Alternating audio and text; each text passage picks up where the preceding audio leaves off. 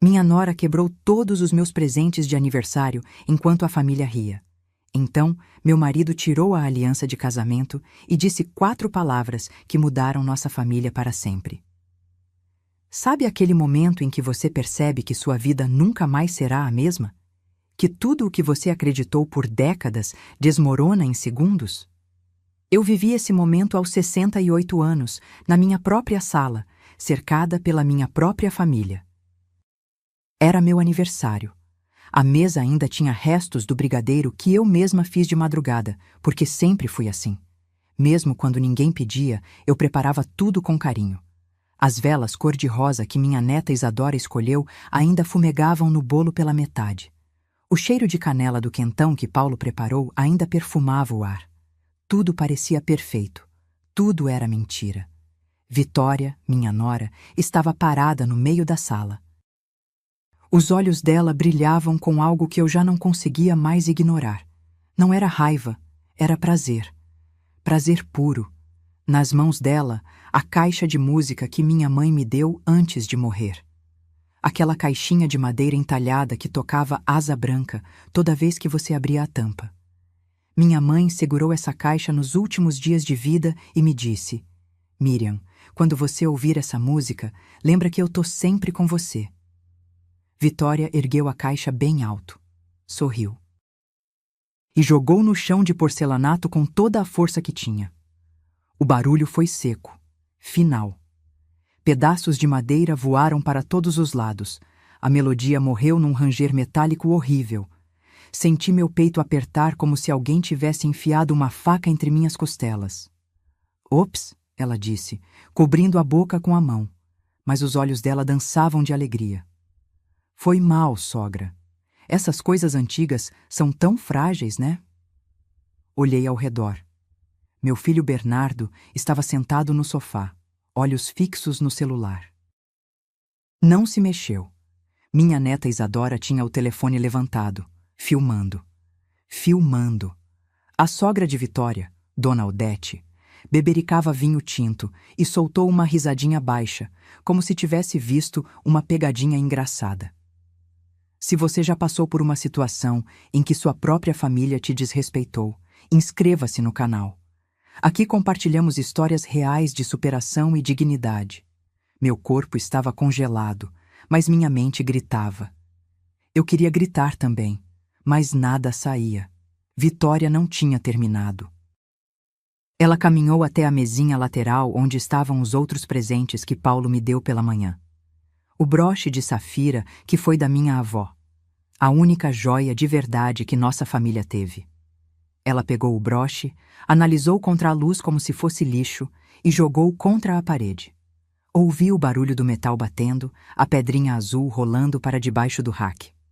Esses troços não valem nada mesmo, ela comentou, casual, como quem fala do tempo. Depois foi o álbum de fotografias. Aquele que eu bordei à mão ao longo de 3 meses, cada ponto feito enquanto Paulo trabalhava de madrugada, como vigilante para pagar o tratamento da minha pneumonia. Dentro dele, fotos do nosso casamento, do nascimento de Bernardo, das primeiras palavras de Isadora. 45 anos de memória. Vitória rasgou a capa. Simplesmente rasgou. As fotos caíram feito folhas mortas. Foi quando eu finalmente consegui me mexer. Dei um passo à frente, mas minha voz saiu fraca, quase um sussurro. Para, por favor. Para o quê, sogra? Vitória virou para mim e o sorriso dela era uma lâmina. A senhora não percebeu ainda? Ninguém aqui liga para essas tranqueiras velhas. Ninguém liga para a senhora. Silêncio. Ninguém me defendeu. Bernardo continuou olhando para o celular. Isadora abaixou o telefone, mas não falou nada. Odete encheu o copo de vinho novamente. E então, algo aconteceu que eu nunca imaginei que veria na vida. Paulo, meu marido de 45 anos, o homem que segurou minha mão quando enterramos nosso segundo filho natimorto, que me carregou no colo quando quebrei o tornozelo descendo da escada, que nunca, em quase meio século, tirou a aliança de ouro do dedo. Ele se levantou devagar, muito devagar. Os olhos dele estavam vermelhos, mas secos. Não era tristeza, era outra coisa, algo que eu nunca tinha visto nele. Determinação, raiva contida, decepção profunda. Paulo caminhou até a mesa de centro. Tirou a aliança do dedo, aquele anel simples que compramos com o primeiro salário dele, há 45 anos, e colocou na mesa de vidro. O som do metal batendo no vidro ecoou pela sala inteira. Então ele olhou para Bernardo, para Vitória, para Odete, para Isadora, e disse 4 palavras que racharam minha família ao meio. Chega, acabou, não mais. A sala congelou. Vitória abriu a boca, mas nenhum som saiu. Bernardo finalmente largou o celular, o rosto branco feito papel. Até Odete parou com o copo no ar. Eu não sabia se ria ou chorava. Não sabia se aquilo era o fim de tudo ou o começo de algo que eu deveria ter feito há muito tempo. Mas naquele momento, enquanto olhava para a aliança de Paulo abandonada na mesa, para os destroços dos meus presentes espalhados pelo chão, para o sorriso congelado no rosto de Vitória, eu entendi que tinha perdido muito mais do que objetos, tinha perdido meu lugar na minha própria família. E o pior, eu deixei isso acontecer. Mas essa não é a história de como eu perdi minha dignidade. É a história de como eu a recuperei. E de como minha nora descobriu que mexer com a mulher errada tem um preço alto. Só que para entender como chegamos até aquele aniversário maldito, eu preciso te contar algo que comecei a ignorar há 3 anos. Sinais que eu escolhi não ver. Palavras que eu fingi não ouvir. Porque Vitória não se tornou um monstro da noite para o dia. Ela foi construindo esse reinado de terror tijolo por tijolo.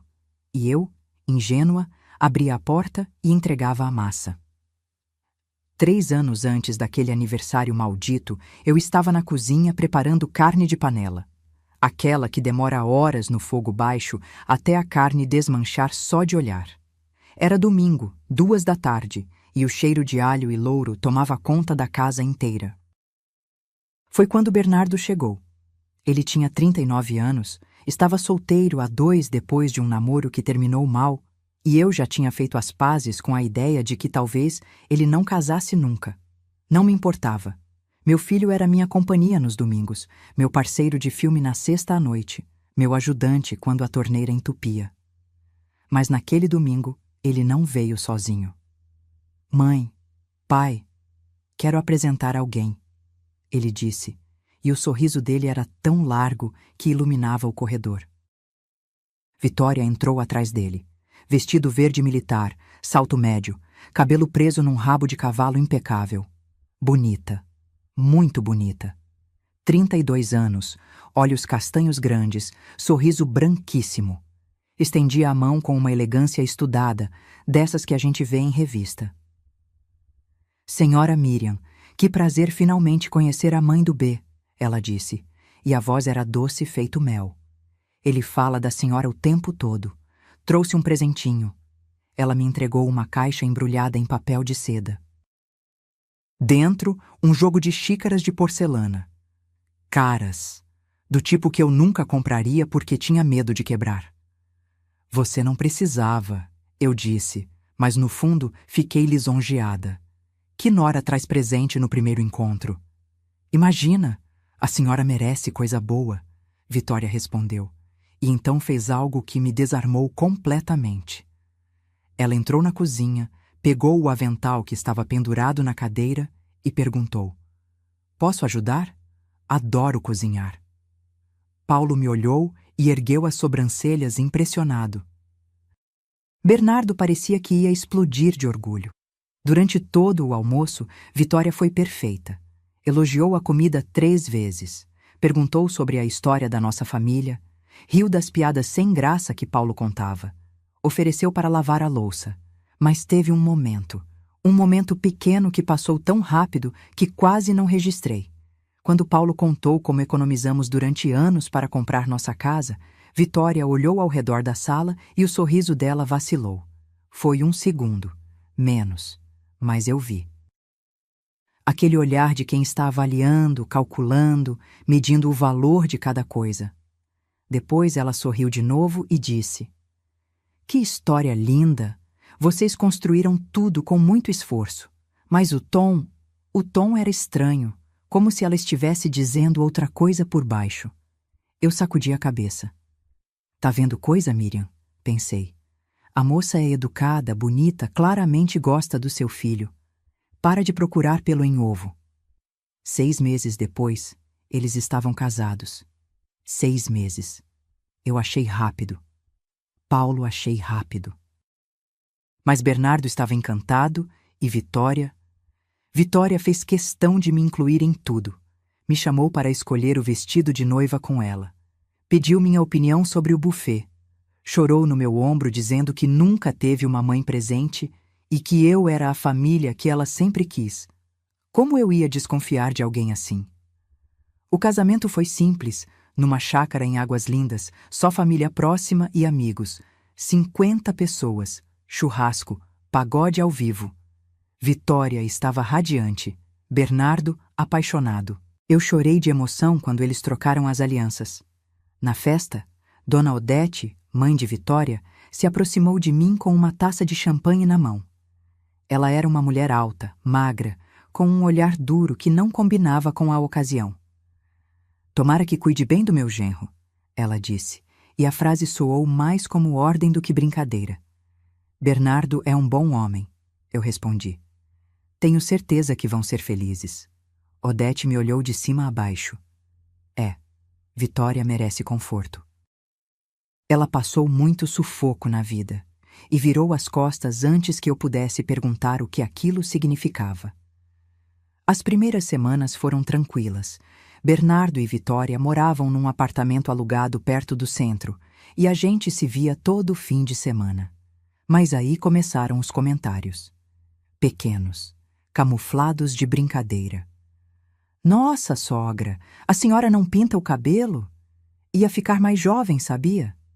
Vitória disse um dia, enquanto tomávamos café. Eu toquei meus fios grisalhos, sem graça. Nunca gostei de tintura. Ah, mas dá pra ver, ela respondeu sorrindo. Dá pra ver mesmo. Outra vez, ela passou a mão na cortina da sala e franziu o nariz. Que cheiro esquisito. A senhora não troca essa cortina faz tempo, né? Tá com aquele cheiro de coisa guardada. Paulo, que estava lendo o jornal, baixou as páginas e olhou para ela. A cortina é nova, Vitória. Compramos mês passado. Ah, é? Ela piscou, inocente. Então deve ser impressão minha. Mas não era. Nunca era. Quando Bernardo começou a faltar nos almoços de domingo, eu liguei para saber se estava tudo bem. Oi, mãe. Tudo sim, ele disse, mas a voz estava cansada. É que a Vitória acha melhor a gente curtir nosso tempo de casal, sabe? Recém-casados. Mas a gente sempre almoçou junto aos domingos, eu falei, e na mesma hora me arrependi. Soei carente. Mãe, não fica assim. A gente se vê semana que vem. Só que semana que vem virou mês que vem. E mês que vem virou quando der. Vitória sempre tinha uma desculpa na ponta da língua. Estava com dor de cabeça. Tinha compromisso. Combinaram de sair com amigos. E toda vez que eu sugeria algo, ela suspirava como se eu estivesse sendo inconveniente. Até que um dia, 6 meses depois do casamento, Bernardo me ligou com uma notícia. Mãe, a gente vai se mudar. Conseguimos um ótimo negócio numa casa em Valparaíso.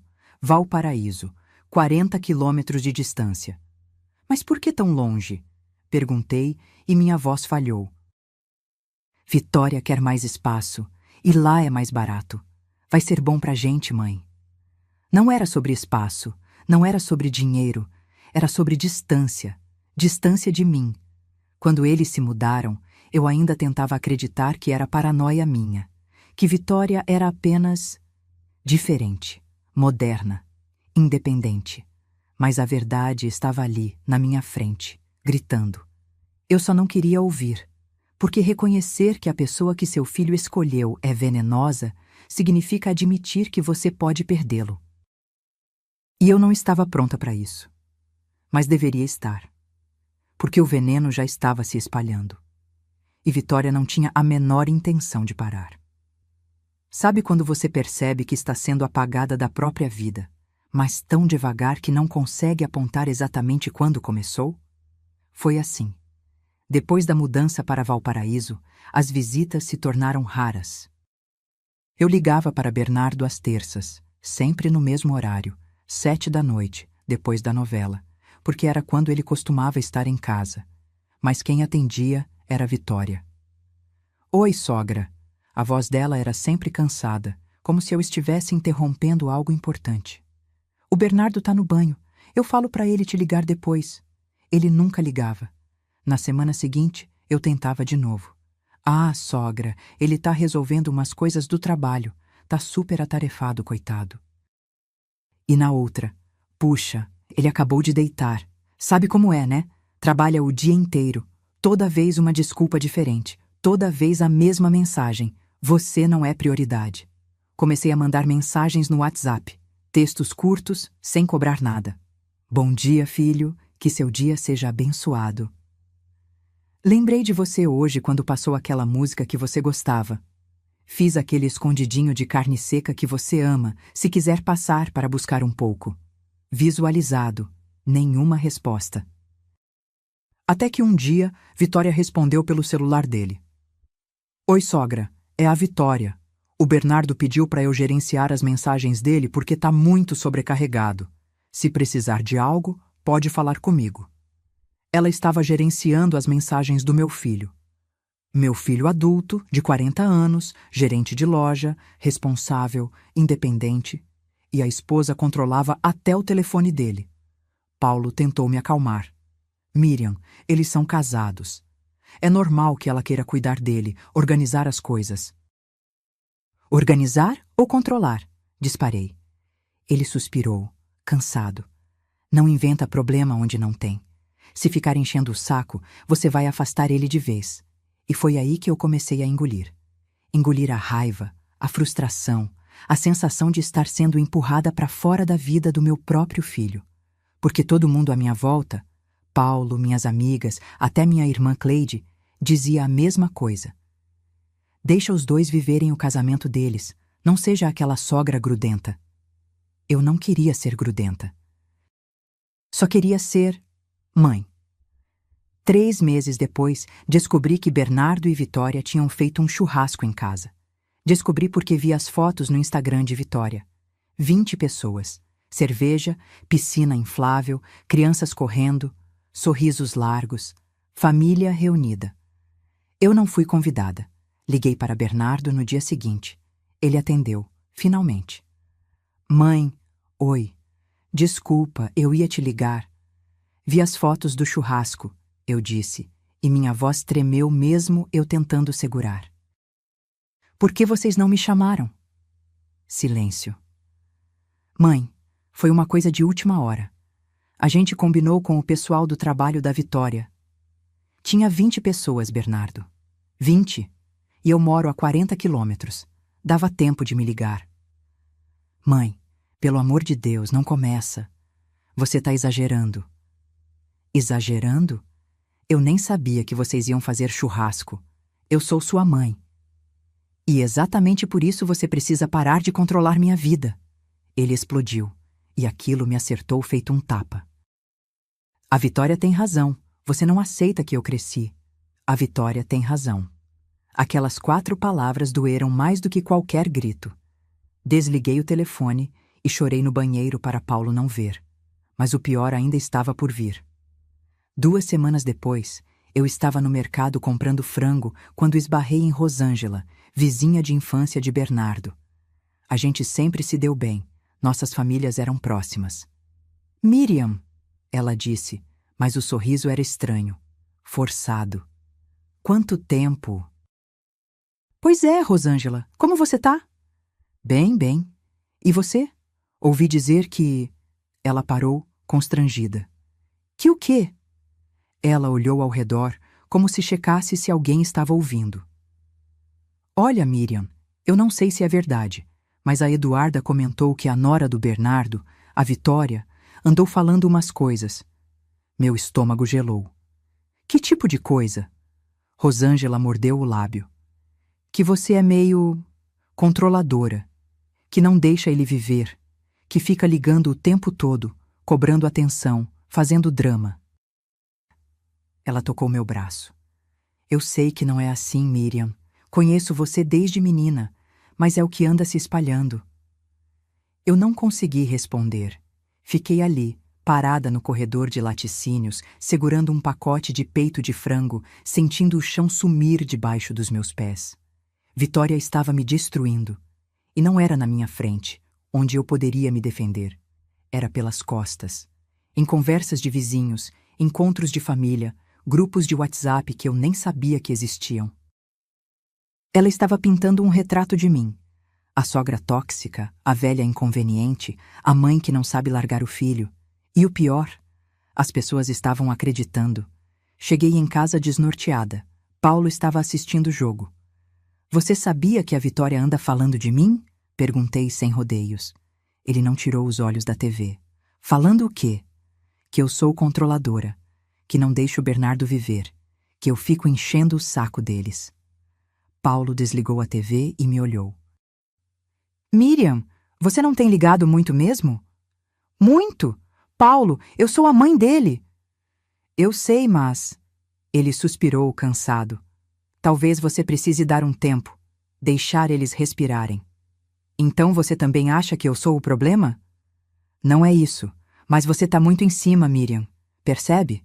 Toda semana é uma reclamação nova. Eles não me chamaram. Ele não me ligou. Ela não me responde. Cansa. Cansa. Meu marido, o homem que prometeu me apoiar na saúde e na doença, estava cansado de mim. Vitória não precisava me isolar sozinha. Ela estava fazendo todo mundo se virar contra mim, inclusive Paulo.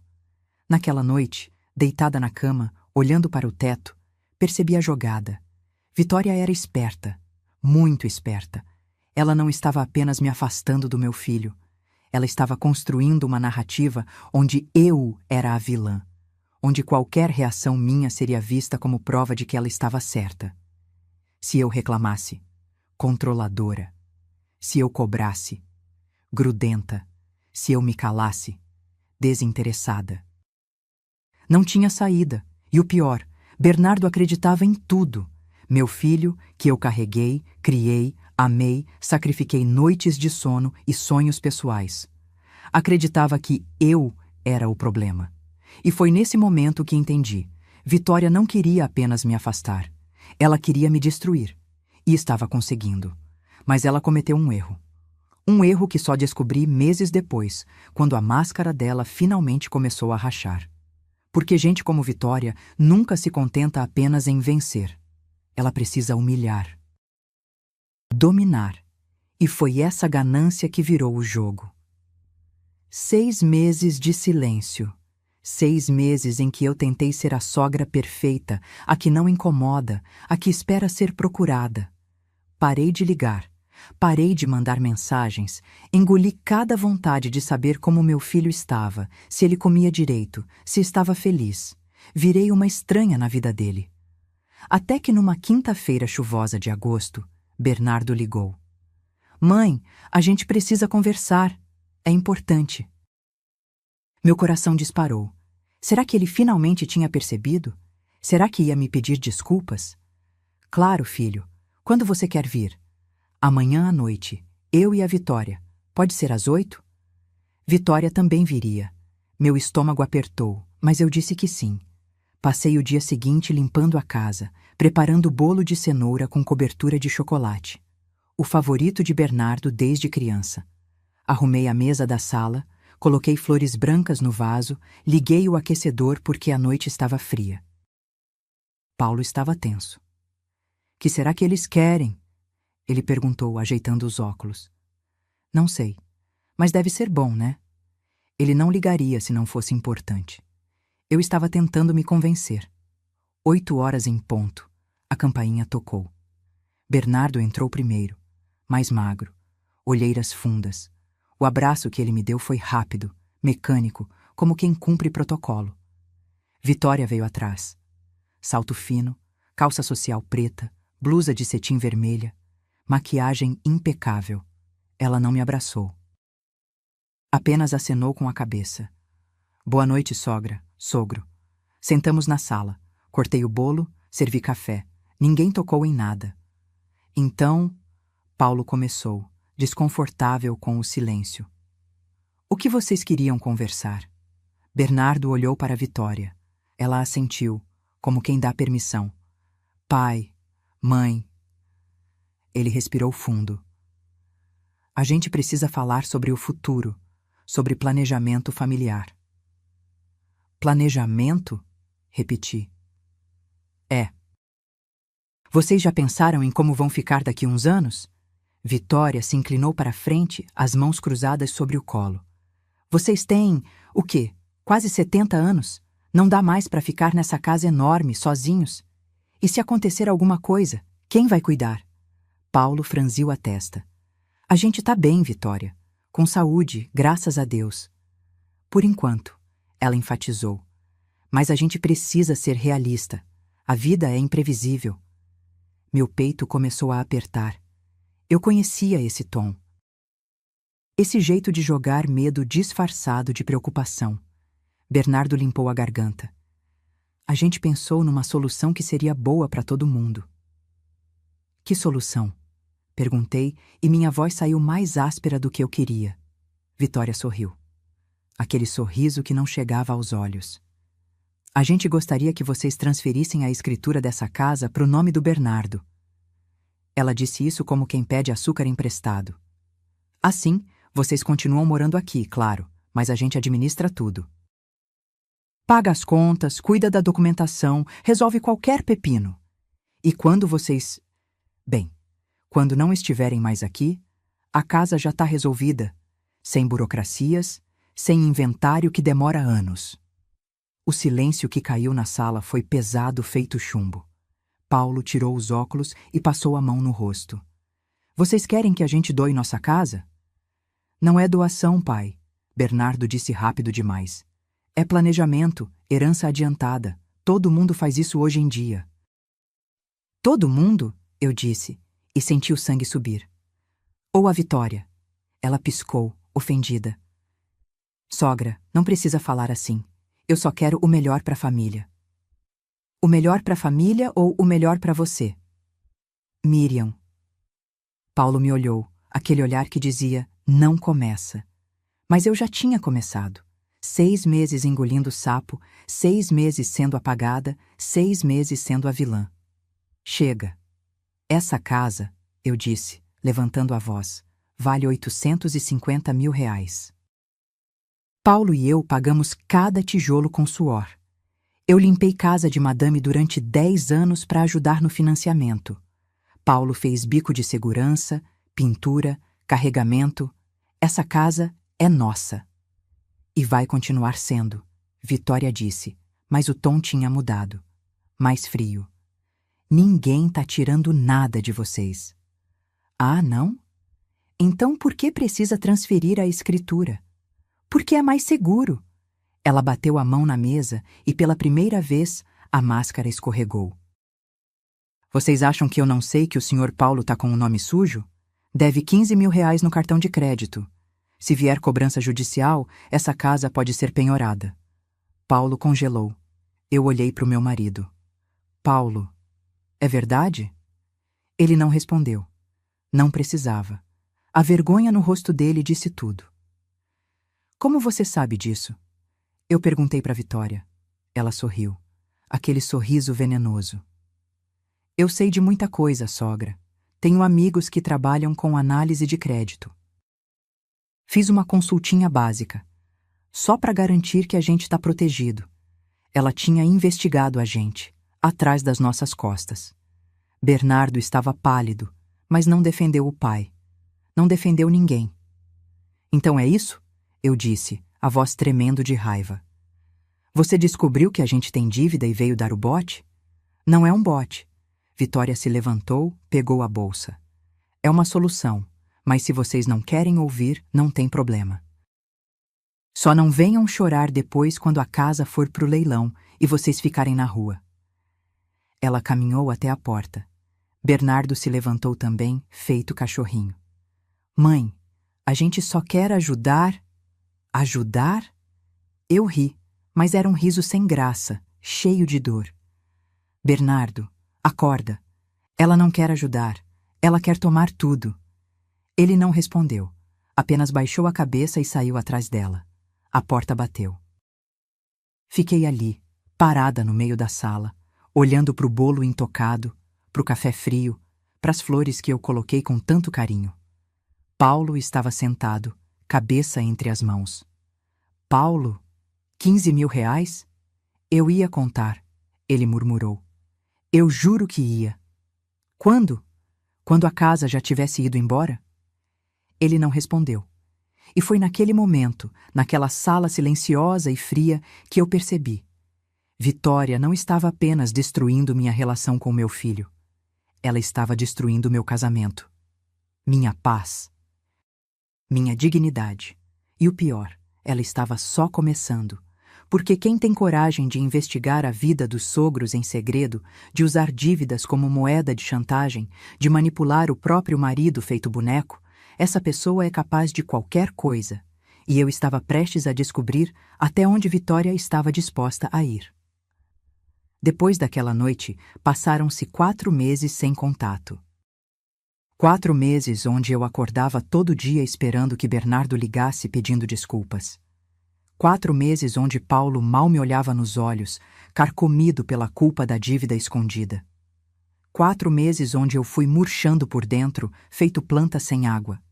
Até que em maio, uma semana antes do Dia das Mães, meu telefone tocou. Era Bernardo. Mãe, a Vitória quer fazer um almoço de Dia das Mães. Um negócio especial, reunir a família toda. Ela insiste que você e o pai venham. Meu coração deu um pulo. Finalmente. Finalmente ela estava abrindo o jogo, admitindo que exagerou, querendo fazer as pazes. Claro, filho. Que horas? Domingo, meio-dia. No restaurante Vila dos Sabores, lá no Pistão Norte. A Vitória já fez reserva para todo mundo. Vila dos Sabores. Um restaurante caro, daqueles que você vai uma vez por ano em ocasião especial. Fiquei até animada. Pensei, talvez ela realmente queira reconstruir as pontes. Que idiota eu fui. Cheguei no domingo de vestido florido, o cabelo que eu mesma arrumei com babyliss emprestado da vizinha.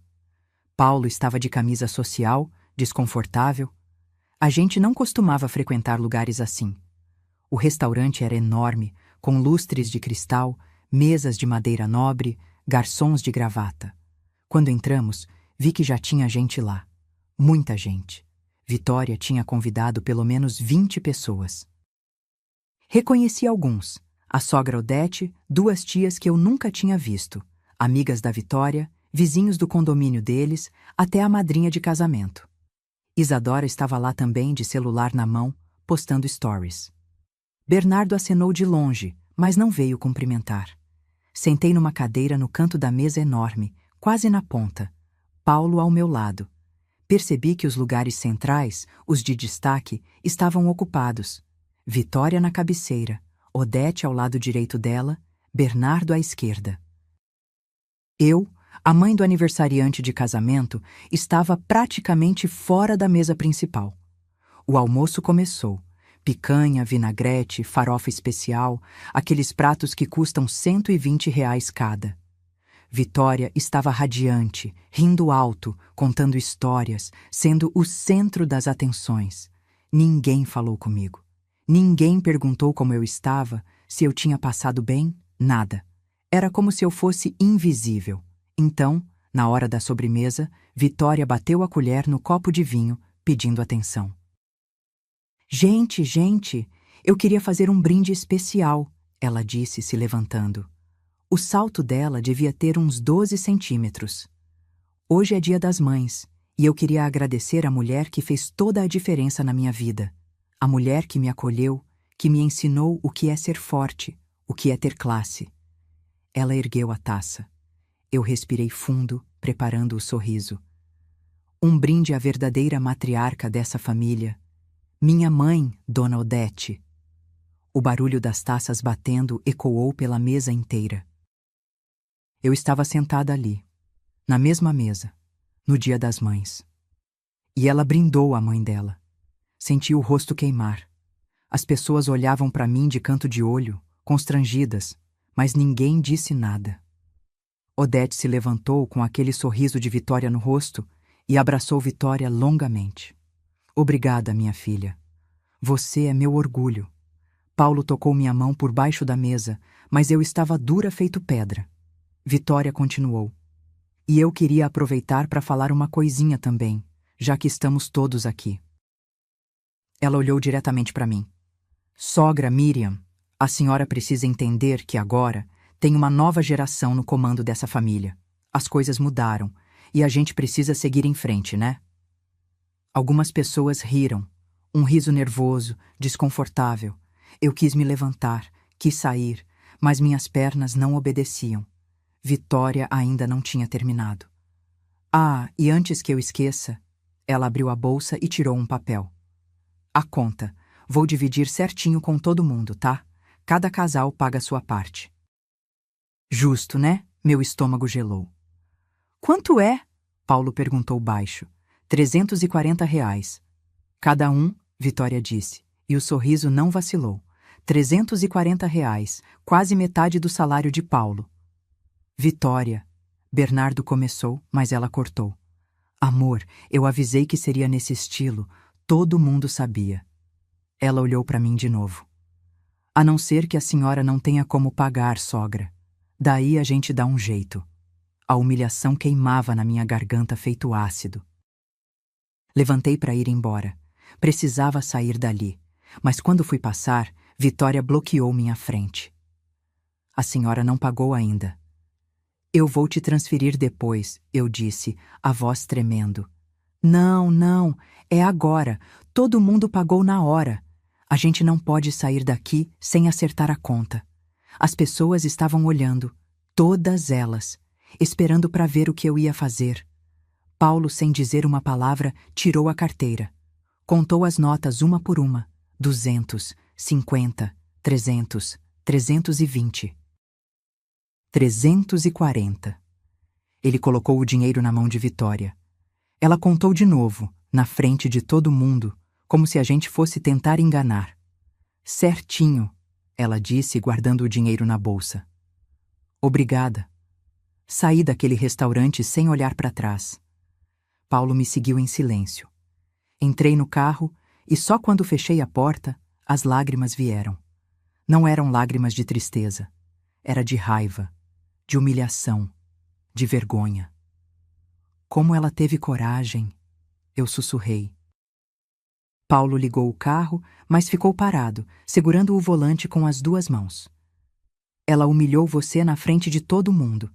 E Bernardo deixou, ele disse, e a voz dele estava diferente, mais dura. Nosso filho deixou. No caminho de volta a gente não falou nada, mas algo tinha mudado. Paulo também tinha visto. Finalmente tinha visto.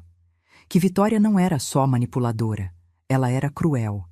E o pior, ela estava gostando disso. Porque tem gente no mundo que não se satisfaz em vencer, precisa destruir. Precisa ver o outro de joelhos, e eu estava aprendendo isso da forma mais dolorosa possível. Mas se Vitória achava que aquele Dia das Mães tinha me quebrado, ela não fazia ideia do que estava por vir. Porque a mulher que saiu daquele restaurante não era mais a mesma que entrou. Maio virou junho, junho virou julho. E quando agosto chegou, eu estava fazendo 68 anos.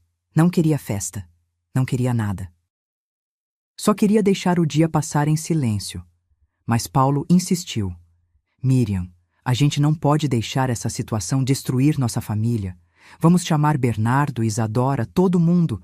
Vamos tentar de novo. Paulo, não adianta. Adianta sim. Ele é nosso filho. A gente não pode desistir. Eu cedi. Não porque acreditava que ia dar certo, mas porque estava cansada demais para brigar. Liguei para Bernardo. Ele demorou 2 dias para responder. Mãe, parabéns. A gente vai aí no sábado, tá bom? Nenhum te amo, nenhum que Deus te abençoe. Só aquilo. Sábado chegou. Passei a manhã limpando a casa, preparando salgadinhos, arrumando a sala. Paulo encheu o cooler de cerveja e refrigerante. Eu até comprei um bolo na confeitaria. Não quis fazer, porque sabia que ninguém ia elogiar mesmo. 4 da tarde, a campainha tocou. Bernardo entrou primeiro. Trazia uma sacola de presente. Vitória veio logo atrás, de calça jeans rasgada e camiseta decotada, óculos escuros na cabeça, mesmo estando dentro de casa. Isadora veio colada no celular, nem olhou para mim. Dona Odete fechava o desfile, arrastando uma bolsa enorme. Boa tarde, Vitória disse, sem entusiasmo. Boa tarde, obrigada por virem, eu respondi, forçando o sorriso. Sentamos na sala. Paulo cortou o bolo. Servi refrigerante. Ninguém cantou parabéns. Ninguém fez questão de celebrar nada. Foi quando Bernardo entregou a sacola. Mãe, isso é para a senhora. Abri. Dentro tinha uma caixa cor-de-rosa com laço branco. Quando abri a tampa, vi o que era. Um hobby hospitalar, azul claro, daqueles que abrem nas costas. E embaixo, um panfleto dobrado. Desdobrei. Residencial Vida Plena, lar para idosos. Cuidado, conforto e dignidade. O silêncio pesou. É pro futuro, sogra, Vitória disse, e o sorriso dela era puro veneno. Quando a senhora não conseguir mais se cuidar sozinha, já tem onde ficar. Ouvi risadas abafadas. Olhei ao redor. Isadora tinha a mão na boca, rindo. Odete sorriu largo, como se fosse a piada do ano. Até Bernardo deu um sorrisinho sem graça. Paulo fechou os olhos. Eu não consegui falar nada. Vitória se levantou e foi até a mesinha de canto onde estavam os outros presentes que Paulo me deu pela manhã. A caixa de música da minha mãe, o broche de safira da minha avó, o álbum de fotos bordado. O lenço de seda da nossa lua de mel. Nossa, que tanto de coisa velha, Vitória disse, pegando a caixa de música. Ninguém usa mais isso, né? Ela ergueu a caixa bem alto, olhando para mim, e jogou no chão. O som foi de algo se partindo por dentro. A melodia morreu num chiado metálico. Pedacinhos de madeira voaram. Vitória! Eu gritei, me levantando. Relaxa, sogra. Era só um objeto velho. Não vale nada. Ela pegou o broche de safira. Isso aqui, então... Analisou contra a luz, fazendo careta. Pedra falsa, com certeza.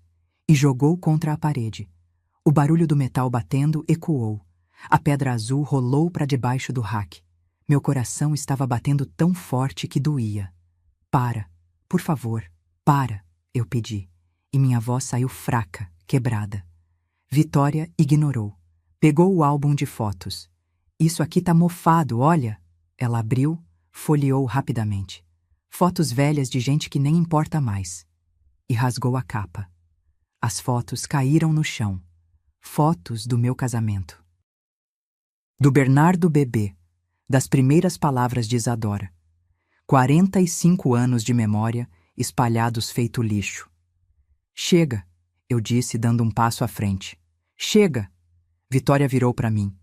O sorriso dela era cruel, estudado. Chega o quê, sogra? A senhora não percebeu ainda? Ela deu um passo na minha direção. Ninguém aqui liga para as suas tranqueiras velhas. Ninguém liga para a senhora. Olhei ao redor pedindo ajuda. Bernardo estava mexendo no celular. Não levantou a cabeça. Isadora filmava tudo, feito se fosse entretenimento. Odete bebericava refrigerante, divertida. E Paulo estava parado, tremendo, as mãos fechadas em punho. Sabe por quê? Vitória continuou, implacável. Porque a senhora é irrelevante, ultrapassada. Um peso morto nessa família. A gente só veio aqui hoje porque o Bernardo tem pena. Mas a verdade, a gente queria que a senhora sumisse logo. O mundo parou. Aquelas palavras ficaram suspensas no ar, envenenando cada canto da sala. Vitória pegou o lenço de seda, o último presente ainda inteiro, e quando ia rasgar, Paulo se levantou. Devagar. Muito devagar.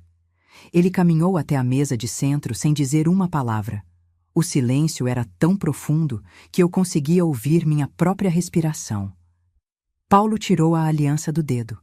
Aquela aliança de ouro simples que ele usou durante 45 anos, que nunca saiu do dedo, nem para tomar banho, nem para trabalhar na obra, nem quando teve que fazer cirurgia. Ele colocou a aliança na mesa de vidro. O som do metal batendo ecoou pela sala inteira, mais alto do que qualquer grito. Então Paulo olhou para Vitória, depois para Bernardo, depois para Odete, depois para Isadora. E com uma voz que eu nunca tinha ouvido, firme, gelada, final, ele disse: "Chega, acabou, não mais. 4 palavras. 4 palavras que congelaram todo mundo no lugar." O sorriso de Vitória sumiu. A cor do rosto de Bernardo também. Odete parou com o copo no ar. Até Isadora abaixou o celular. Paulo pegou minha mão. "Vamos, Miriam." "Para onde?" "Pro nosso quarto. Eles já vão embora." "Pai, o senhor tá louco?" Bernardo finalmente acordou. "Que história é essa?" Paulo virou para ele, e pela primeira vez em 40 anos, vi meu marido com raiva do próprio filho. "A história acabou, Bernardo. Vocês vieram aqui para humilhar sua mãe no aniversário dela. Destruíram as coisas que ela mais amava. Riram disso. E você não fez nada. Não fez nada." "Pai, a Vitória só... A Vitória é uma víbora.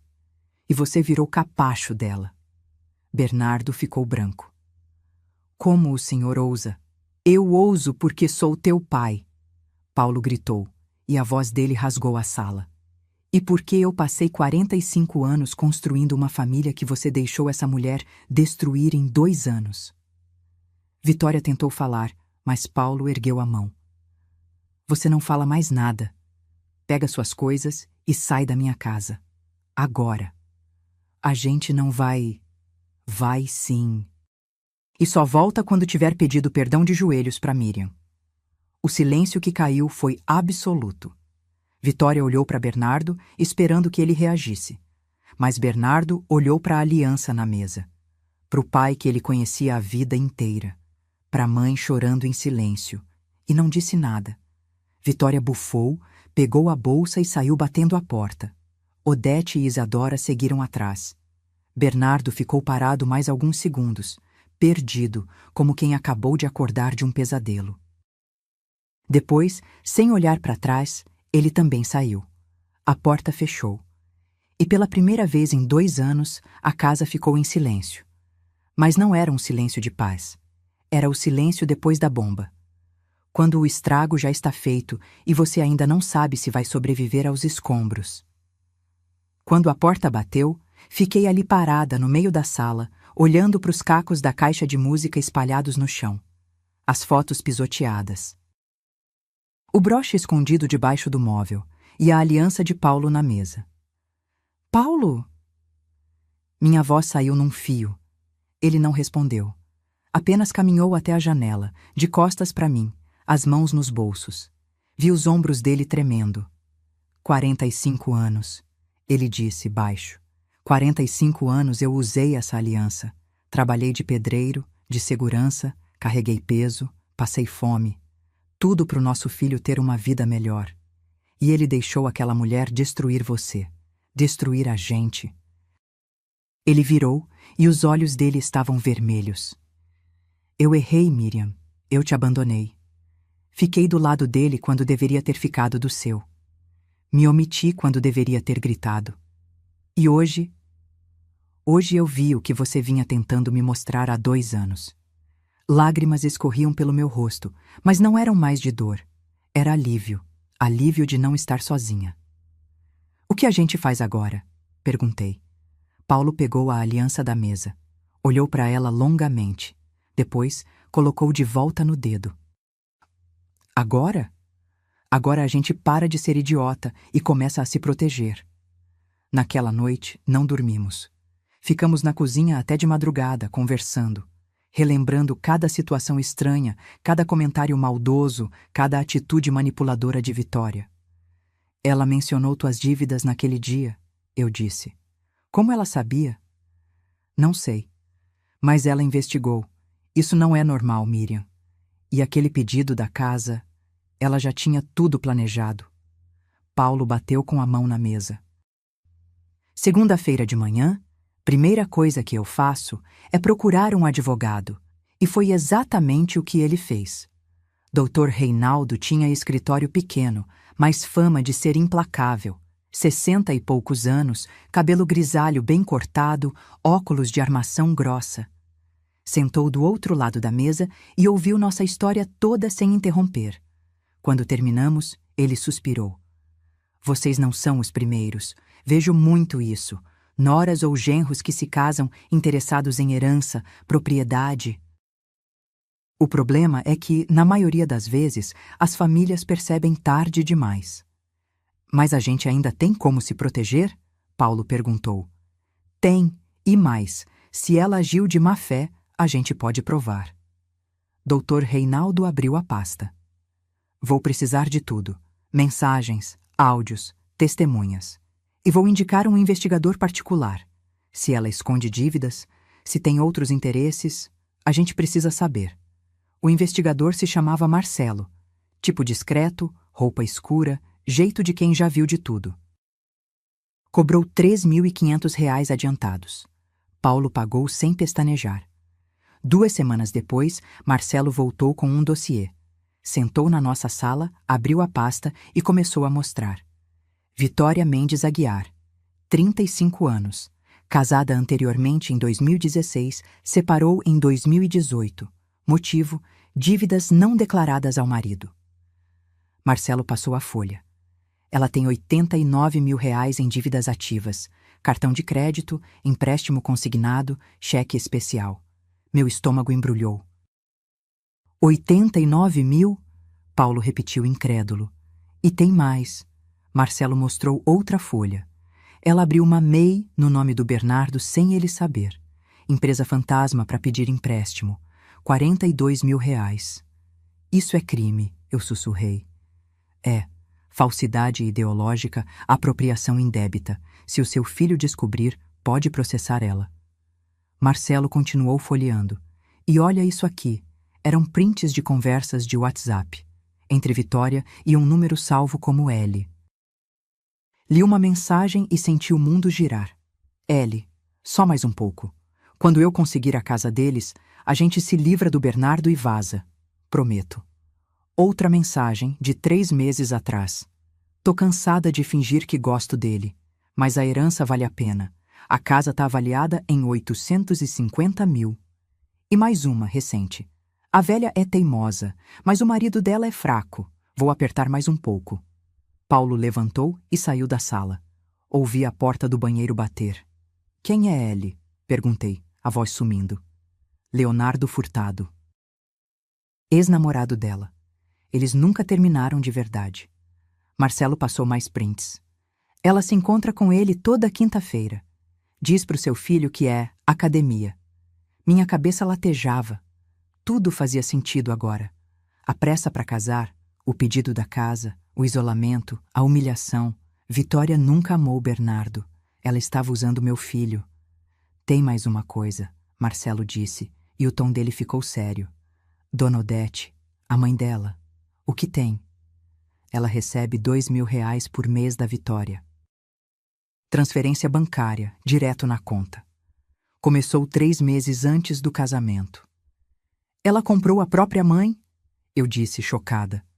Comprou, para ter uma aliada que validasse tudo, para isolar vocês completamente. Quando Marcelo foi embora, Paulo voltou para a sala. Os olhos dele estavam secos, mas a mandíbula travada. Vou mostrar isso pro Bernardo, ele disse. Não, eu segurei o braço dele. Ainda não. Miriam, ele precisa saber. E ele vai saber, mas do jeito certo, na hora certa. Respirei fundo. Se a gente chegar nele agora, ela vai virar a mesa. Vai dizer que é mentira, que a gente inventou, que tá com ciúme. E ele vai acreditar nela. Então, o que a gente faz? Olhei pro dossiê na mesa, pras conversas impressas, pros extratos bancários. A gente monta um plano, e na hora certa a gente coloca tudo na mesa, na frente de todo mundo, sem deixar espaço para mentira. Paulo me olhou surpreso, talvez até orgulhoso. Desde quando você ficou tão estratégica? Eu sorri. Um sorriso amargo, mas firme. Desde que percebi que ser boazinha só me destruiu. Me levantei, peguei o dossiê. Dr. Reinaldo falou que a gente pode processar ela, né? Pode. Então vamos preparar tudo. Documentação, provas, testemunhas. E quando vier o próximo ataque dela, porque vai vir, eu sei que vai, a gente rebate com tudo. Passei os dias seguintes organizando cada papel, cada print, cada extrato. Marquei reunião com o Dr. Reinaldo. Preparei linha do tempo. Revisei cada detalhe. À noite, antes de dormir, olhava para a foto de Bernardo criança na minha mesinha de cabeceira. Aquele menino sorridente que eu embalei, que eu curei quando adoecia, que eu ensinei a andar. Eu vou te salvar, eu sussurrei. Mesmo que você não veja agora, eu vou te salvar. Porque às vezes o maior ato de amor de uma mãe não é abraçar, é mostrar a verdade. Mesmo que doa. E a verdade estava prestes a explodir de um jeito que Vitória nunca imaginou.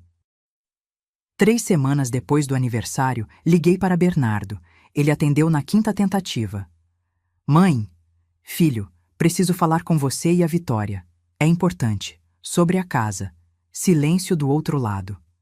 A senhora mudou de ideia? Engoli o nó na garganta. Mudei. Vamos conversar direito.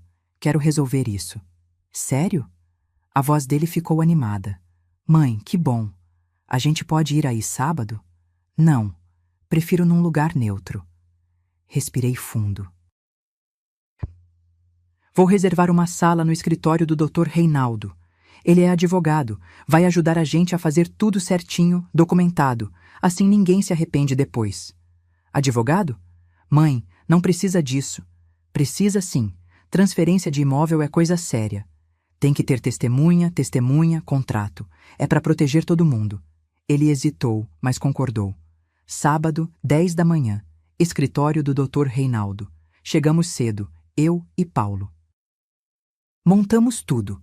Notebook conectado na TV da sala de reunião, documentos organizados em pastas, pendrive com os áudios. Meu coração batia feito tambor. Tem certeza disso? Paulo perguntou, segurando minha mão. Tenho. É agora ou nunca. 10 horas em ponto, Bernardo e Vitória chegaram. Ela estava impecável. Blazer bege, salto alto, bolsa de marca. O sorriso dela era de quem já tinha vencido. Bom dia, sogra, sogro, ela disse. E até me deu 2 beijinhos. Falsidade pura. Bernardo cumprimentou a gente sem jeito. Ele sabia que tinha exagerado no aniversário, mas orgulho não deixava pedir desculpas. Sentamos ao redor da mesa de reunião. Dr. Reinaldo na cabeceira, de terno azul marinho, postura séria. Bom dia a todos. Agradeço a presença. Estamos aqui para tratar da possível transferência do imóvel residencial localizado... Doutor, desculpa interromper. Vitória cortou, sorrindo. Mas isso não precisa ser tão formal, né? É só assinar uns papéis e pronto. Doutor. Reinaldo a encarou por cima dos óculos. Transferência de patrimônio de R$850 mil é formal, sim, senhora. E antes de qualquer assinatura, precisamos esclarecer algumas questões. Que questões? Ela perguntou, mas o sorriso vacilou. Questões sobre idoneidade. O clima mudou. Vitória endireitou as costas. Como assim idoneidade? Eu me levantei, peguei o controle remoto da TV. Antes de assinar qualquer coisa, eu quero que você veja uma coisa, Bernardo. Mãe, que isso? Liguei a TV. A primeira imagem que apareceu foi um print de conversa de WhatsApp. Vitória. Ellie, só mais um pouco. Quando eu conseguir a casa deles, a gente se livra do Bernardo e vaza. Prometo. Bernardo congelou. O que é isso? Passei para o próximo print. Vitória. Tô cansada de fingir que gosto dele. Mas a herança vale a pena. A casa está avaliada em 850 mil. O rosto de Bernardo foi perdendo a cor. Mãe, de onde você tirou isso? De onde eu deveria ter tirado há 2 anos? Eu respondi, firme. de um investigador particular. Vitória se levantou de um pulo. Isso é invasão de privacidade. Isso é ilegal. Ilegal é abrir empresa no nome do marido sem autorização. Dr. Reinaldo disse, jogando uma pasta na mesa. 42 mil reais de empréstimo fraudulento. A senhora sabia disso, Bernardo? Bernardo pegou a pasta, mãos tremendo. Folheou os papéis. Vi o exato momento em que a ficha caiu. Vitória, você abriu uma empresa no meu nome? Amor, eu posso explicar. Explica então, ele gritou, e nunca tinha visto meu filho gritar daquele jeito. Explica por que tem uma empresa que eu não autorizei. Explica essas mensagens com Leonardo.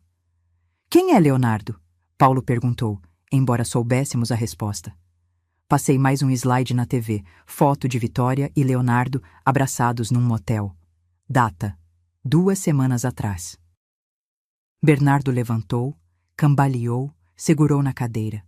Você me traiu, você me usou, tudo foi mentira. Vitória tentou se recuperar, mas estava encurralada. Bernardo, seu pai e sua mãe tão manipulando você. Eles inventaram isso tudo porque não me aceitam. Inventaram? Paulo se levantou, pegou outra pasta. Suas dívidas também são invenção? 89 mil reais. Cartão de crédito, empréstimo, cheque especial. Tudo escondido. Joguei a última bomba. E sua mãe, Vitória? Dona Odete. Ela sabia de tudo, né? Minha mãe não tem nada a ver com isso. Mostrei os extratos bancários na tela. 2 mil reais por mês, todo mês, transferência da sua conta para a conta dela, desde 3 meses antes do casamento. Olhei para Bernardo. Ela comprou a própria mãe para ser aliada, para validar cada humilhação que fez comigo. Bernardo sentou de novo, enterrando o rosto nas mãos. Vitória percebeu que estava perdida. E quando alguém assim perde, ataca.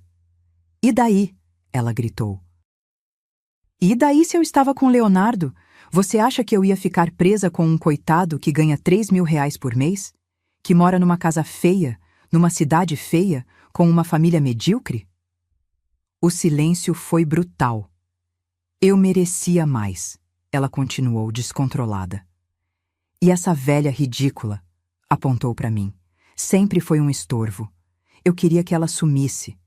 Queria que os dois morressem logo para eu não ter que fingir mais. Paulo deu um passo na direção dela, mas Dr. Reinaldo o segurou. Grave tudo, ele sussurrou para a secretária que estava na sala.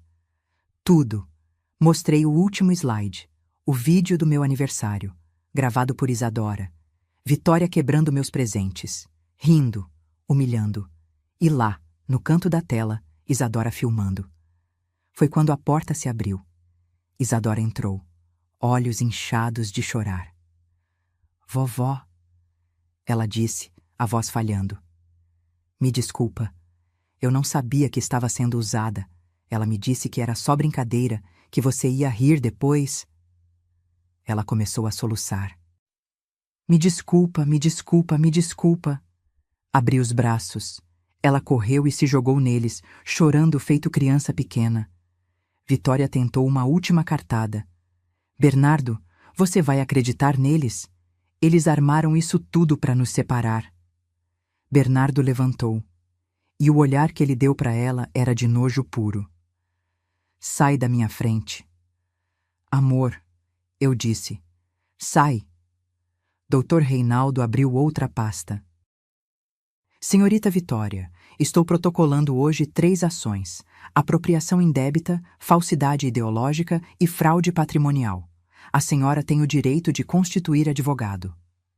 Vocês vão se arrepender. Não, eu disse, firme. Quem vai se arrepender é você, porque mexeu com a família errada. Vitória pegou a bolsa e saiu, batendo a porta com tanta força que o vidro tremeu. E pela primeira vez em 2 anos, eu respirei.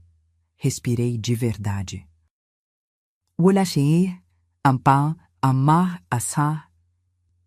Depois que Vitória saiu batendo a porta, ficamos ali em silêncio.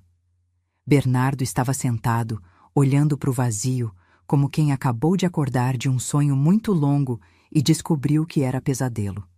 Filho, eu comecei. Não fala nada agora, mãe, por favor.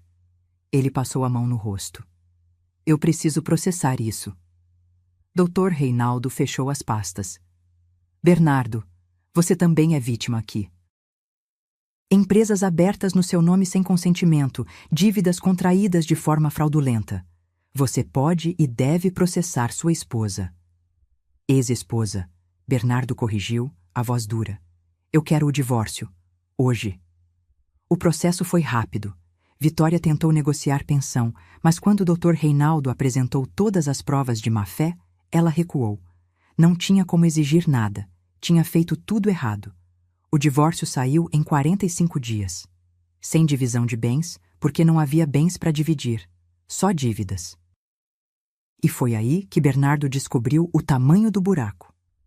As dívidas da empresa fantasma eram responsabilidade dele também, já que o CNPJ estava no nome dele. R$ 42 mil que ele nunca pediu, nunca usou, mas teria que pagar. Somando com metade das dívidas pessoais de Vitória acumuladas durante o casamento, deu R$ 54 mil. R$ 54 mil que ele não tinha. Ele veio em casa numa terça à noite. Estava magro, olheiras fundas, roupa amarrotada. Mãe, pai... A voz dele falhou. Eu estraguei tudo. Sentou no sofá da sala e começou a chorar. Não era choro de raiva, era de vergonha, de arrependimento. Eu deixei ela destruir vocês. Deixei ela humilhar a senhora no seu aniversário. Fiquei calado quando devia ter gritado. E agora eu tô quebrado. Ele olhou para mim. Vou ter que vender o apartamento para pagar essas dívidas. Vou voltar para a estaca zero. Paulo colocou a mão no ombro dele. Você vai reconstruir. E dessa vez, do jeito certo. Isadora, que estava morando com a gente desde a revelação, sentou do lado do pai. Pai, a gente vai conseguir. Eu já procurei emprego. Vou ajudar. Foi quando percebi que, mesmo no meio do caos, algo tinha mudado. Minha família estava junta de novo. Enquanto isso, Vitória enfrentava a própria queda. Descobrimos, porque numa cidade pequena todo mundo fica sabendo de tudo, que ela perdeu o apartamento luxuoso em Águas Claras que alugava. Não conseguia mais pagar os R$ 2.300 de aluguel. Mudou-se para uma kitnet no Riacho Fundo, dividindo espaço com mais 2 pessoas. Leonardo, o tal namorado secreto, sumiu assim que viu que não ia ter casa de R$ 800 mil. Bloqueou ela de tudo. Vitória conseguiu um emprego como atendente num supermercado. Salário: R$ 1.400. Não foi fácil para ela. E não vou mentir. Teve momentos que senti pena. Mas aí eu lembrava da caixa de música da minha mãe destruída, das fotos rasgadas, das humilhações públicas, e a pena passava. Porque consequência não é vingança. É só o universo cobrando a conta. Dona Odete teve um destino parecido. Quando descobriu que Vitória não tinha mais dinheiro para mandar os R$ 2.000 mensais, surtou. Ligava gritando, cobrando, ameaçando. Você me prometeu, eu fiz tudo o que você pediu. Mas Vitória não tinha mais nada para dar. 3 meses depois, Odete teve um AVC leve. Nada grave, mas precisava de cuidados, fisioterapia, remédios. Vitória não apareceu. Foi uma vizinha de Odete que me ligou, desesperada. Dona Miriam, a mãe da sua nora está precisando de ajuda. Não tem ninguém. Paulo ouviu a ligação e fez um gesto para eu desligar. Deixa ela, depois de tudo que fez. Mas eu não consegui. Paulo, ela é uma senhora doente. Não importa o que fez, não vou virar igual a ela. Contratei uma cuidadora para Odete. R$ 400 por semana. Eu pagava. Não porque perdoei, não porque esqueci, mas porque vingança não é parte de quem eu sou. Quando Odete soube, pediu para me ver. Fui no hospital onde ela fazia fisioterapia. Ela estava sentada numa cadeira de rodas, metade do rosto paralisado. Miriam, a voz saiu arrastada. Por que você está fazendo isso? Porque eu sou diferente de você e da sua filha. Ela começou a chorar. Eu errei. Vitória me ofereceu dinheiro e eu sempre fui pobre. Achei que merecia aquilo. Você merecia respeito, não dinheiro sujo. Saí de lá sem olhar para trás. Enquanto isso, minha vida mudava também. Usei 50 mil reais que eu tinha guardado, herança da minha irmã Cleide, que morreu 2 anos antes, para abrir uma ONG. Chamei de Raízes Fortes, uma associação de apoio a idosos, vítimas de abuso familiar, financeiro ou emocional. Aluguei uma sala pequena no setor central, 2 psicólogas voluntárias, um advogado parceiro que atendia de graça. Em 3 meses, atendemos 17 pessoas. 17 histórias parecidas com a minha. Filhos manipuladores, noras interesseiras, isolamento, humilhação. Eu ouvia cada história e pensava, poderia ter sido pior. Eu tive sorte de acordar a tempo. Paulo voltou a usar a aliança com orgulho. Nosso casamento não era mais aquele de antes, era melhor. Porque agora éramos parceiros de guerra, não apenas de vida. Bernardo vendeu o apartamento, pagou as dívidas e alugou uma casa simples em Ceilândia. Voltou a almoçar com a gente todo domingo. Não era fácil para ele. Tinha vergonha, tinha culpa. Mas todo domingo ele aparecia, e aos poucos a gente ia curando as feridas. Isadora estava no último ano do ensino médio, fazendo cursinho à noite, sonhando com faculdade de psicologia. Vó, eu quero ajudar pessoas como a gente, que quase foram destruídas, mas conseguiram se reerguer. E eu? Eu estava de pé, mais forte do que nunca. Tinha cabelos mais brancos, rugas mais fundas, mas tinha dignidade. E ninguém ia tirar isso de mim de novo. Porque a maior vingança não é destruir quem te machucou. É reconstruir a si mesma e provar que você sempre foi maior que a maldade deles. Vitória tentou me quebrar, tentou me apagar, tentou me roubar. Mas tudo o que ela conseguiu foi me ensinar que bondade sem limites é fraqueza. E que respeito não se pede, se impõe. Amamandirin Sandis, Bofamasam.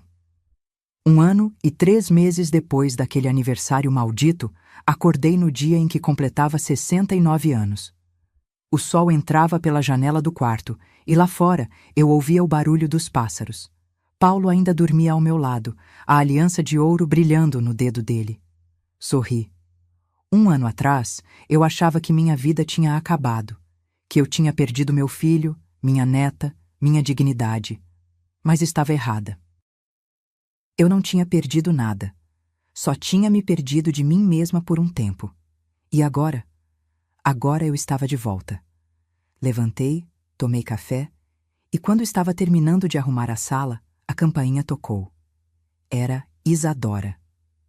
Vó, feliz aniversário. Ela entrou com um embrulho nas mãos e aquele sorriso largo que eu não via há tanto tempo. Filha, você não precisava trazer nada. Claro que precisava. Abre. Desembrulhei devagar. Dentro, uma caixa de música. Nova. Madeira entalhada, delicada. Abri a tampa. A melodia de Asa Branca começou a tocar. Senti os olhos encherem de lágrimas. Isadora.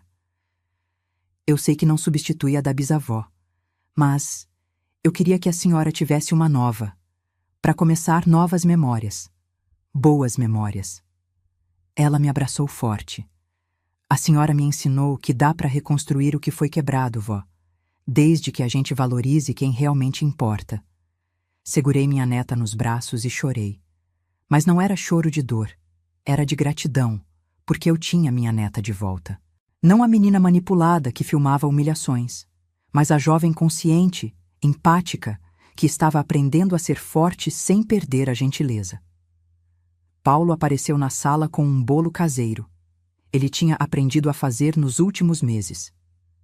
Não é tão bonito quanto os da confeitaria, mas é feito com amor, ele disse constrangido. Ri. Tá perfeito.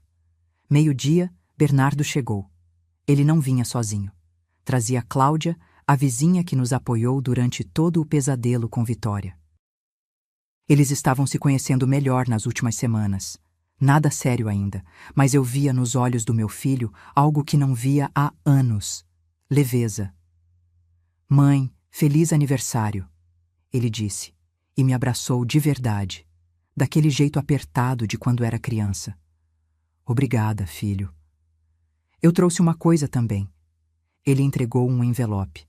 Abri, dentro, um certificado.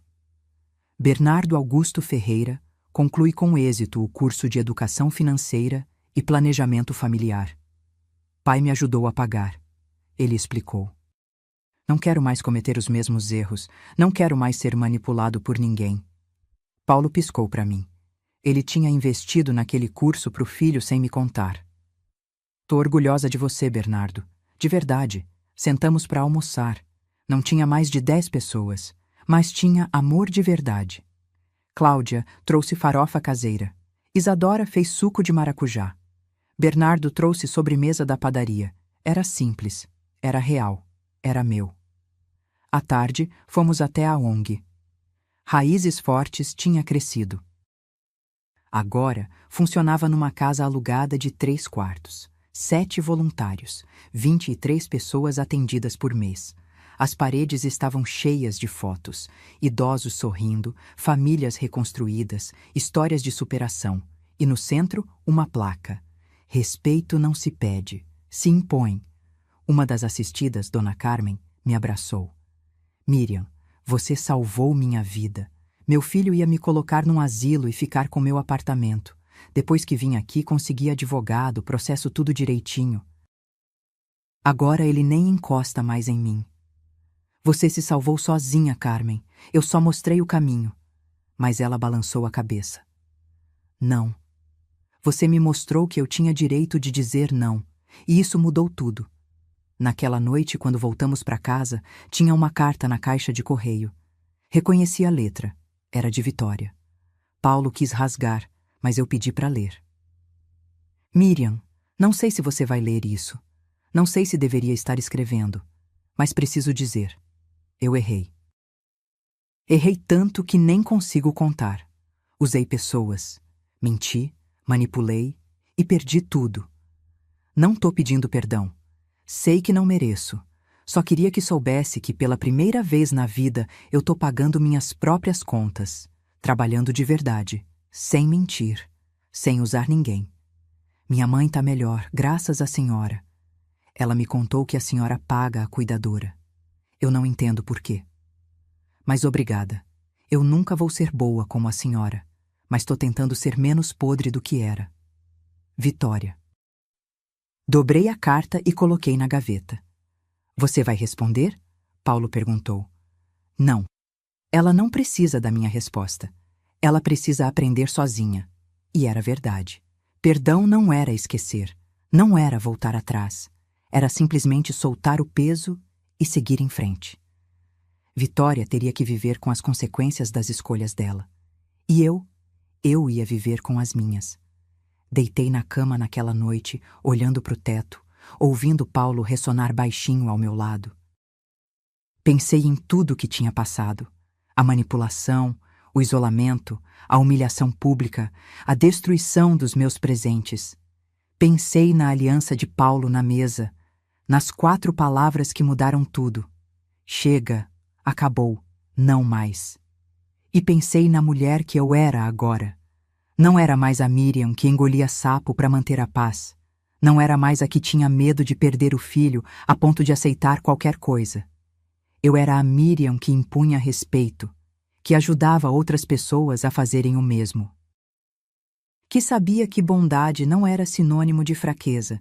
Fechei os olhos e, pela primeira vez em anos, dormi em paz. Porque eu aprendi que família não é quem te usa, é quem te honra. Aprendi que respeito não se implora, se conquista. E aprendi que a melhor vingança não é destruir quem te feriu. É reconstruir a si mesma e provar que você sempre foi maior que a maldade deles.